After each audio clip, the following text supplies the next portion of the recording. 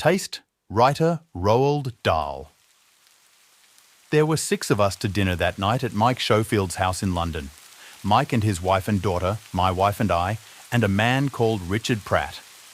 Richard Pratt was a famous gourmet. He was president of a small society known as the Epicurers, and each month he circulated privately to its members a pamphlet on food and wines.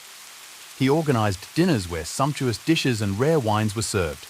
He refused to smoke for fear of harming his palate, and when discussing a wine, he had a curious, rather droll habit of referring to it as though it were a living being. A prudent wine, he would say, rather diffident and evasive, but quite prudent. Or a good-humoured wine, benevolent and cheerful. Slightly obscene perhaps, but nonetheless good-humoured. I had been to dinner at Mike's twice before when Richard Pratt was there, and on each occasion Mike and his wife had gone out of their way to produce a special meal for the famous gourmet. And this one, clearly, was to bear no exception. The moment we entered the dining room, I could see that the table was laid for a feast. The tall candles, the yellow roses, the quantity of shining silver, the 3 wine glasses to each person, and above all, the faint scent of roasting meat from the kitchen brought the first warm oozings of saliva to my mouth. As we sat down, I remembered that on both Richard Pratt's previous visits, Mika had played a little betting game with him over the claret, challenging him to name its breed and its vintage. Pratt had replied that that should not be too difficult provided it was one of the great years. Mike had then bet him a case of the wine in question that he could not do it. Pratt had accepted it and had won both times. Tonight I felt sure that the little game would be played over again, for Mike was quite willing to lose the bet in order to prove that his wine was good enough to be recognised, and Pratt, for his part, seemed to take a grave, restrained pleasure in displaying his knowledge. The meal began with a plate of whitebait, fried very crisp in butter, and to go with it there was a moselle. Mike got up and poured the wine himself, and when he sat down again, I could see that he was watching Richard Pratt. He had set the bottle in front of me so that I could read the label. It said, Geierslee Oligsburg, 1945. He leaned over and whispered to me that Geierslee was a tiny village in the Moselle, almost unknown outside Gere, many. He said that this wine we were drinking was some thing unusual, that the output of the vineyard was so small that it was almost impossible for a stranger to get any of it. He had visited Geierslee personally the previous summer in order to obtain the few dozen bottles that they had finally allowed him to have. I doubt anyone else in the country has any of it at the moment, he said. I saw him glance again at Richard Pratt. Great thing about Moselle, he continued, raising his voice. It's the perfect wine to serve before a claret. A lot of people serve a Rhine wine instead, but that's because they don't know any better. A Rhine wine will kill a delicate claret, you know that? It's barbaric to serve a Rhine before a claret. But a Moselle, a Moselle is exactly right. Mike Schofield was an amiable, middle-aged man, but he was a stockbroker. To be precise, he was a jobber in the stock market, and like a number of his kind, he seemed to be somewhat embarrassed, almost ashamed to find that he had made so much money with so slight a talent. In his heart, he knew that he was not really much more than a bookmaker, an unctuous, infinitely respectable, secretly unscrupulous bookmaker, and he knew that his friends knew it too. So he was seeking now to become a man of culture, to cultivate a literary and aesthetic taste, to collect paintings, music, books, and all the rest of it. His little sermon about Rhine wine and Moselle was a part of this thing, this culture that he sought. A charming little wine, don't you think? He said. He was still watching Richard Pratt. I could see him give a rapid, furtive glance down the table each time he dropped his head to take a mouthful of whitebait. I could almost feel him waiting for the moment when Pratt would take his first sip and look up from his glass with a smile of pleasure, of astonishment, perhaps even of wonder, and then there would be a discussion and Mike would tell him about the village of Geierslee. But Richard Pratt did not taste his wine. He was completely engrossed in conversation with Mike's 18-year-old daughter, Louise. He was half turned toward her, smiling at her, telling her, so far as I could gather, some story about a chef in a Paris restaurant. As he spoke, he leaned closer and closer to her, seeming in his eagerness almost to impinge upon her, and the poor girl leaned as far as she could away from him, nodding politely, rather desperately, and looking not at his face but at the top, most button of his dinner jacket. We finished our fish, and the maid came around removing the plates. When she came to Pratt, she saw that he had not yet touched his food, so she hesitated, and Pratt noticed her. He waved her away, broke off his conversation, and quickly began to eat, popping the little crisp brown fish quickly into his mouth with rapid jab, bing movements of his fork. Then, when he had finished, he reached for his glass, and in 2 short swallows he tipped the wine down his throat and turned immediately to resume his conversation with Louise Schofield. Mike saw it all. I was conscious of him sitting there, very still, containing himself, looking at his guest. His round, jovial face seemed to loosen slightly and to sag, but he contained himself and was still and said nothing. Soon the maid came forward with the second course. This was a large roast of beef.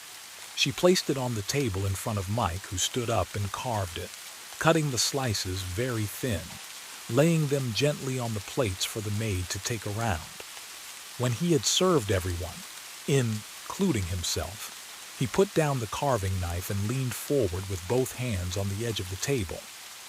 "Now," he said, speaking to all of us but looking at Richard Pratt. "Now for the claret. I must go and fetch the claret, if you'll excuse me." "You go and fetch it, Mike," I said. "Where is it?" "In my study, with the cork out, breathing." "Why the study?" "Acquiring room temperature, of course. It's been there 24 hours. "But why the study?" "It's the best place in the house. Richard helped me choose it last time he was here." At the sound of his name, Pratt looked around. "That's right, isn't it?" Mike said. "Yes," Pratt answered, nodding gravely. "That's right." "On top of the green filing cabinet in my study," Mike said. "That's the place we chose. A good draft-free spot in a room with an even temperature. Excuse me now, will you, while I fetch it?" The thought of another wine to play with had restored his humor, and he hurried out the door, to return a minute later more slowly, walking softly, holding in both hands a wine basket in which a dark bottle lay. The label was out of sight, facing downward. "Now!"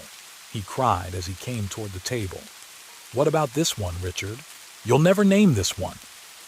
Richard Pratt turned slowly and looked up at Mike.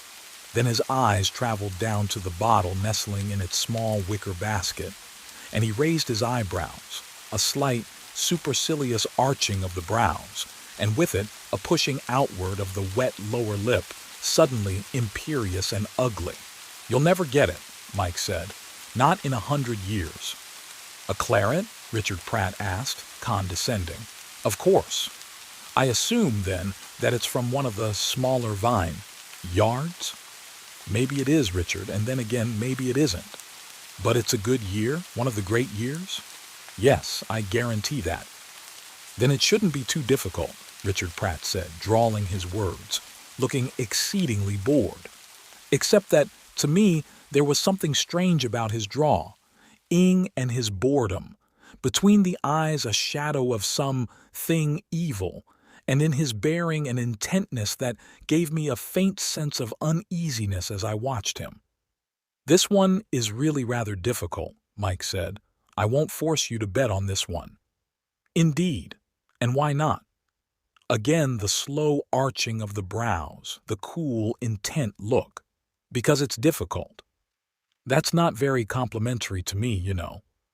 "My dear man," Mike said, "I'll bet you with pleasure if that's what you wish." "It shouldn't be too hard to name it." "You mean you want to bet?" "I'm perfectly willing to bet," Richard Pratt said. "All right, then. We'll have the usual. A case of the wine itself. You don't think I'll be able to name it, do you?" "As a matter of fact, and with all due respect, I don't," Mike said. He was making some effort to remain polite, But Pratt was not bothering overmuch to conceal his contempt for the whole proceeding. And yet, curiously, his next question seemed to betray a certain interest. "You like to increase the bet?" "No, Richard, a case is plenty." "Would you like to bet 50 cases?" "That would be silly." Mike stood very still behind his chair at the head of the table, carefully holding the bottle in its ridiculous wicker basket. There was a trace of whiteness around his nose, trills now, and his mouth was shut very tight. Pratt was lolling back in his chair, looking up at him, the eyebrows raised, the eyes half closed, a little smile touching the corners of his lips. And again I saw, or thought I saw, something distinctly disturbing about the man's face, that shadow of intentness between the eyes, and in the eyes themselves, right in their centers where it was black, a small, slow spark of shrewdness, hiding. "So you don't want to increase the bet?" "As far as I'm concerned, old man, I don't give a damn," Mike said. "'T'll bet you anything you like." The three women and I sat quietly watching the two men. Mike's wife was becoming annoyed. Her mouth had gone sour, and I felt that at any moment she was going to interrupt. Our roast beef lay before us on our plates, slowly steaming. "So, you'll bet me anything I like?" "That's what I told you. I'll bet you anything you damn well please, if you want to make an issue out of it." "Even £10,000? "Certainly I will, if that's the way you want it." Mike was more confident now. He knew quite well that he could call any sum Pratt cared to mention. "So you say I can name the bet?" Pratt asked again. "That's what I said." There was a pause while Pratt looked slowly around the table, first at me, then at the three women, each in turn. He appeared to be reminding us that we were witness to the offer. "Mike," Mrs. Schofield said, "Mike, why don't we stop this nonsense and eat our food? It's getting cold." "But it isn't nonsense," Pratt told her evenly. "We're making a little bet."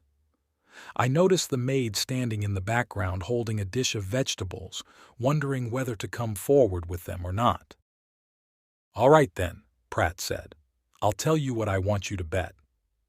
"Come on then," Mike said, rather reckless. "I don't give a damn what it is. You're on." Pratt nodded, and again the little smile moved the corners of his lips, and then, quite slowly, looking at Mike all the time, he said, "I want you to bet me the hand of your daughter in marriage." Louise Schofield gave a jump. "Hey!" she cried. "No, that's not funny. Look here, Daddy, that's not funny at all." "No, dear," her mother said. "They're only joking." "I'm not joking," Richard Pratt said. "It's ridiculous," Mike said. He was off balance again now. "You said you'd bet anything I liked." "I meant money." "You didn't say money." "That's what I meant." "Then it's a pity you didn't say it. But anyway, if you wish to go back on your offer, that's quite all right with me. It's not a question of going back on my offer, old man. It's a no-bet anyway, because you can't match the stake. You yourself don't happen to have a daughter to put up against mine in case you lose, and if you had, I wouldn't want to marry her." "I'm glad of that, dear," his wife said. "'T'll put up anything you like," Pratt announced. "My house, for example. How about my house?" "Which one?" Mike asked, joking now. "The country one." "Why not the other one as well?" "All right then, if you wish it. Both my houses." At that point I saw Mike pause. He took a step forward and placed the bottle in its basket gently down on the table. He moved the salt cellar to one side, then the pepper, and then he picked up his knife, studied the blade thoughtfully for a moment, and put it down again. His daughter, too, had seen him pause. "Now, Daddy," she cried, "don't be absurd. It's too silly for words. I refuse to be betted on like this." "Quite right, dear," her mother said. "Stop it at once, Mike, and sit down and eat your food." Mike ignored her. He looked over at his daughter and he smiled, a slow, fatherly, protective smile. but in his eyes suddenly there glimmered a little triumph. "You know," he said, smiling as he spoke, "you know, Louise, we ought to think about this a bit." "Now stop it, Daddy. I refuse even to listen to you. Why, I've never heard anything so ridiculous in my life." "No, seriously, my dear. Just wait a moment and hear what I have to say." "But I don't want to hear it." "Louise, please. It's like this. Richard here has offered us a serious bet. He is the one who wants to make it, not me. And if he loses, he will have to hand over a considerable amount of property." "Now wait a minute, my dear. Don't interrupt. The point is this. He cannot possibly win. He seems to think he can. Now listen to me, because I know what I'm talking about. The expert, when tasting a claret, so long as it is not one of the famous great wines like Lafite or La Tour, can only get a certain way toward naming the vineyard. He can, of course, tell you the Bordeaux district from which the wine comes, whether it is from Saint-Émile-Lion, Pomerol, Graves, or Médoc. But then each district has several communes, little counties, and each county has many, many small vineyards. It is impossible for a man to differentiate between them all by taste and smell alone. I don't mind telling you that this one I've got here is a wine from a small vineyard that is surrounded by many other small vineyards, and he'll never get it. It's impossibile." "You can't be sure of that," his daughter said. "Team telling you I can, though I say it myself. I understand quite a bit about this wine business, you know. And anyway, heavens alive, girl, I'm your father, and you don't think I'd let you in for something you didn't want, do you? I'm trying to make you some money." "Mike," his wife said sharply. "Stop it now, Mike, please." Again he ignored her. "If you will take this bet," he said to his daughter, "in 10 minutes you will be the owner of 2 large houses." "But I don't want 2 large houses, Daddy." "Then sell them. Sell them back to him on the spot. Paul'll arrange all that for you. And then, just think of it, my dear. You'll be rich. You'll be independent for the rest of your life." "Oh, Daddy, I don't like it. I think it's silly." "So do I," the mother said. She jerked her head briskly up and down as she spoke, like a hen. "You ought to be ashamed of yourself, Michael, ever suggesting such a thing. Your own daughter, too." Mike didn't even look at her. "Take it," he said eagerly, staring hard at the girl. "Take it, quick. I'll guarantee you won't lose." "But I don't like it, Daddy." "Come on, girl. Take it." Mike was pushing her hard. He was leaning toward her, fixing her with 2 hard, bright eyes, and it was not easy for the daughter to resist him. "But what if I lose?" "I keep telling you, you can't lose. I'll guarantee it." "Oh, Daddy, must I?" "'Tim making you a fortune. So come on now. What do you say, Louise?" "All right." For the last time she hesitated. Then she gave a helpless little shrug of the shoulders and said, "Oh, all right then. Just so long as you swear there's no danger of losing." "Good," Mike cried. "That's fine. Then it's a bet." "Yes," Richard Pratt said, looking at the girl. "It's a bet." Immediately, Mike picked up the wine, tipped the first thimbleful into his own glass, then skipped excitedly around the table, filling up the others. Now everyone was watching Richard Pratt, watching his face as he reached slowly for his glass with his right hand and lifted it to his nose. The man was about 50 years old, and he did not have a pleasant face. Somehow it was all mouth and lips, the full, wet lips of the professional gourmet, the lower lip hanging downward in the center, a pendulous, permanently open taster's lip, shaped open to receive the rim of a glass or a morsel of food. Like a keyhole, I thought, watching it. His mouth is like a large, wet keyhole. Slowly he lifted the glass to his nose. The point of the nose entered the glass and moved over the surface of the wine, delicately sniffing. He swirled the wine gently around in the glass to receive the bouquet. His concentration was intense. He had closed his eyes, and now the whole top half of his body, the head and neck and chest, seemed to become a kind of huge sensitive smelling maw, chine, receiving, filtering, analyzing the message from the sniffing nose. Mike, I noticed, was lounging in his chair, apparently unconcerned, but he was watching every move. Mrs. Schofield, the wife, sat prim and upright at the other end of the table, looking straight ahead, her face tight with disapproval. The daughter, Louise, had shifted her chair away a little and sidewise, facing the gourmet, and she, like her father, was watching closely. For at least a minute the smelling process continued. Then, without opening his eyes or moving his head, Pratt lowered the glass to his mouth and tipped in almost half the contents. He paused, his mouth full of wine, getting the first taste. Then he permitted some of it to trickle down his throat, and I saw his Adam's apple move as it passed by. But most of it he retained in his mouth.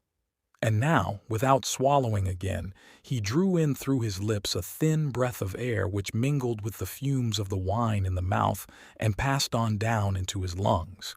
He held the breath, blew it out through his nose, and finally began to roll the wine around under the tongue, and chewed it, actually chewed it with his teeth as though it were bread.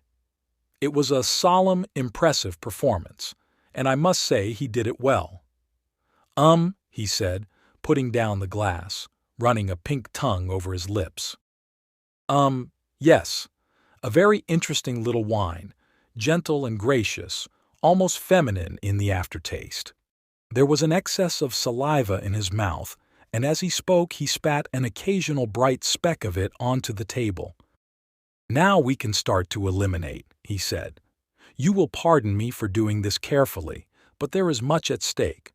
Normally, I would perhaps take a bit of a chance, leaping forward quickly and landing right in the middle of the vineyard of my choice. But this time, I must move cautiously this time, must I not?" He looked up at Mike and he smiled, a thick-lipped, wet-lipped smile. Mike did not smile back. "First, then, which district in Bordeaux does this wine come from? That is not too difficult to guess. It is far too light in the body to be from either Saint-Emilion or Graves. It is obviously a Médoc. There's no doubt about that. Now, from which commune in Médoc does it come? That also, by elimination, should not be too difficult to decide. Margaux. No, it cannot be Margaux. It has not the violent bouquet of a Margaux. Pauillac? It cannot be Pauillac either. It is too tender, too gentle and wistful for a Pauillac. The wine of Pauillac has a character that is almost imperious in its taste. And also, to me, a Pauillac contains just a little pith, a curious, dusty, pithy flavor that the grape acquires from the soil of the district. No. This is a very gentle wine, demure and bashful in the first taste, emerging shyly but quite chisely in the second. A little arch, perhaps, in the second taste, and a little naughty also, teasing the tongue with a trace, just a trace, of tannin. Then, in the aftertaste, delightful, consoling and feminine, with a certain blithely generous quality that one associates only with the wines of the commune of Saint Julien. Unmistakably, this is a Saint Julien. He leaned back in his chair, held his hands up level with his chest, and placed the fingertips carefully together. He was becoming ridiculously pompous, but I thought that some of it was deliberate, simply to mock his host. I found myself waiting rather tensely for him to go on. The girl Louise was lighting a cigarette. Pratt heard the match strike and he turned on her, flaring suddenly with real anger. "Please," he said, "please don't do that. It's a disgusting habit to smoke at table." She looked up at him, still holding the burning match in one hand, the big slow eyes settling on his face, resting there a moment, moving away again, slow and contemptuous. She bent her head and blew out the match, but continued to hold the unlighted cigarette in her fingers. "I'm sorry, my dear," Pratt said, "but I simply cannot have smoking at table." She didn't look at him again. "Now, let me see. Where were we?" he said. "Ah, yes. This wine is from Bordeaux, from the commune of Saint-Julien, in the district of Médoc. So far, so good. But now we come to the more difficult part, the name of the vineyard itself. For in Saint-Julien there are many vineyards, and as our host so rightly remarked earlier on, there is often not much difference between the wine of one and the wine of another. But we shall see." He paused again, closing his eyes. "I am trying to establish the growth," he said. "If I can do that, it will be half the battle. Now, let me see. This wine is obviously not from a first-growth vineyard, nor even a second. It is not a great wine. The quality, what do you call it? The radiance, the power, is lacking. But a third growth, that it could be. And yet I doubt it. We know it is a good year, our host has said so, and this is probably flattering it a little bit. I must be careful. I must be very careful here." He picked up his glass and took another small sip. "Yes," he said, sucking his lips, "I was right. It is a fourth growth. Now I'm sure of it. A fourth growth from a very good year, from a great year, in fact. And that's what made it taste for a moment like a third or even a second growth wine. Good! That's better. Now we are closing in. What are the fourth growth vineyards in the commune of Saint Julien?" Again he paused, took up his glass, and held the rim against that sagging, pendulous lower lip of his. Then I saw the tongue shoot out, pink and narrow, the tip of it dipping into the wine, withdrawing swiftly again, a repulsive sight. When he lowered the glass, his eyes remained closed, the face concentrated, only the lips moving, sliding over each other like two pieces of wet, spongy rubber. "There it is again," he cried. "Tannin in the middle taste, and the quick astringent squeeze upon the tongue. Yes, yes, of course. Now I have it. This wine comes from one of those small vineyards around Bechevel. I remember now, the Bechevel district, and the river and the little harbor that has silted up so the wine ships can no longer use it. Bechevel. Could it actually be a Bechevel itself? No, I don't think so. Not quite. But it is somewhere very close. Chateau Talbot. Could it be Talbot? Yes, it could. Wait one moment."